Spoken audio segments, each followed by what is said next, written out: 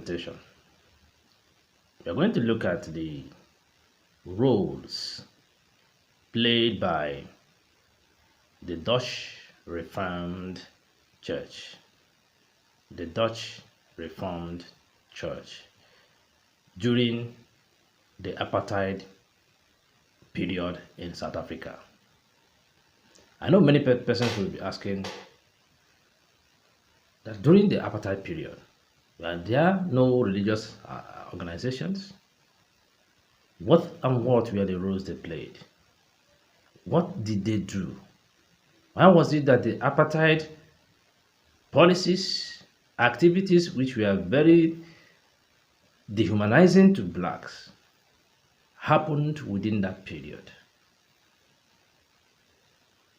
Well, one of the earliest Christian mission to go to or to enter South Africa was the Dutch Reformed Church. The Dutch Reformed Church that had the parent body in Netherlands was as well looked on or referred to as the Church of the Boer nation. And as I told you in one of the videos that, one of the presentations, that the Boer is a name given to the whites that came from Netherlands to South Africa. They were the earliest Europeans to have entered the South African area. And they had a very strict cultural and social structure, because they believed that the Boer or the whites are of more superior race than any other race. And they looked down on blacks mainly as servants or people of less racial value.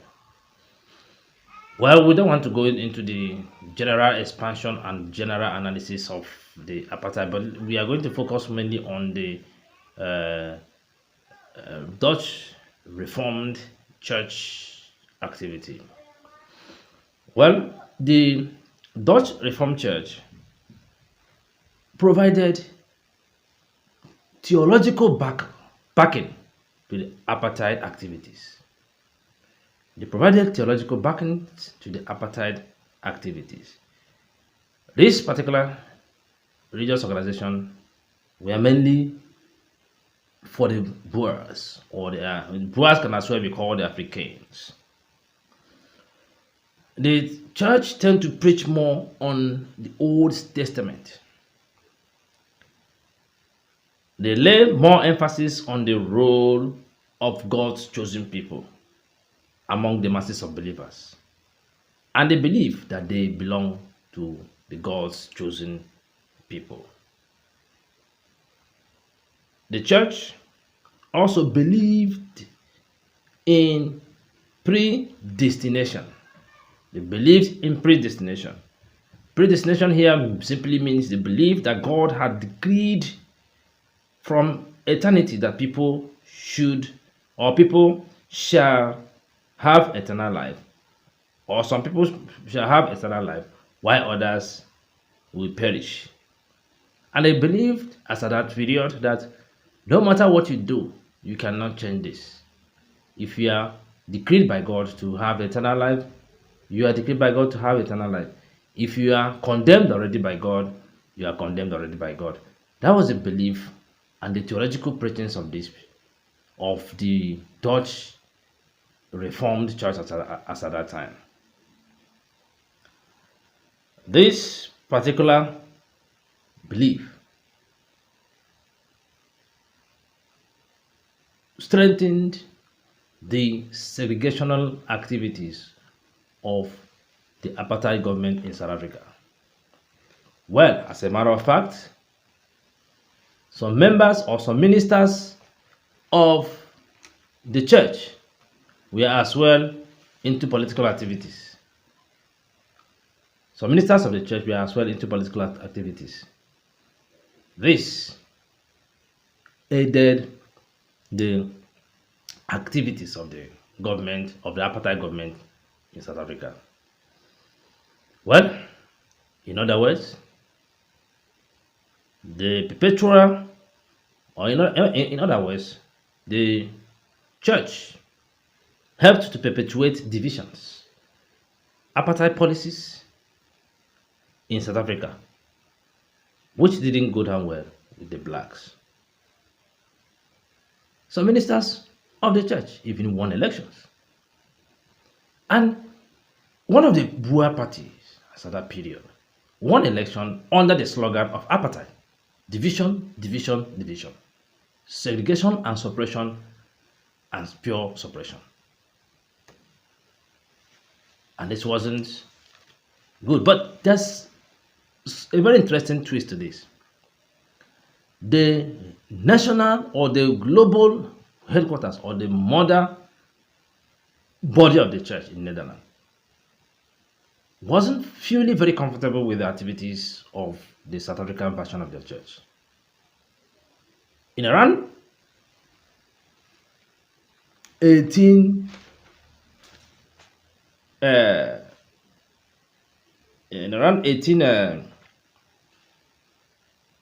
think about around 1824. Around 1824, the South African Dutch Reformed Church declared independence of the mother church.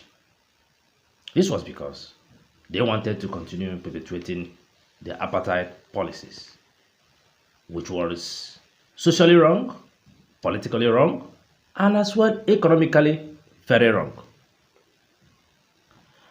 Well, the members of the church believed that the whites were of superior race and that the blacks were less of human beings. They believed that their church was to preserve white civilization. The church preached the doctrine of backscap, which provided that there would be no equality in state or church or between whites and blacks in South Africa or anywhere. Well, the question I know most of you will be asking is, did this church at the time change their ways? And the answer is yes. At a period, at a time, they realized their mistakes. And some group of new leaders of the church decided to make amends of what they did. Well, later, the Dutch Reformed Church acknowledged their mistakes and started working towards making corrections. In around 1986, the leader of the church that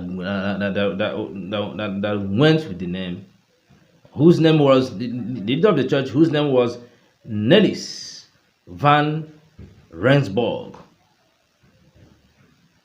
made some proclamations towards the minds of the church. Let me actually read the quotation. He stated that, he said, "We are very much complicit in propping up apartheid. We provided the theological base for apartheid, and that's how ideology works." End of quote. He also said that the church will continue to repent from its sins as long as necessary. And the church will always continue to put actions with words. The church went ahead to organize a synod where the delegates collectively stated that apartheid goes against brotherly love and justice, and it affects human dignity. Well, later, when the British took over South Africa, other British-backed churches came into South Africa. Very unfortunate. Please subscribe to our channel and click on the notification bell so that anytime we have new content, you'll be one of the earliest persons to be notified. Thanks for still being part of our channel.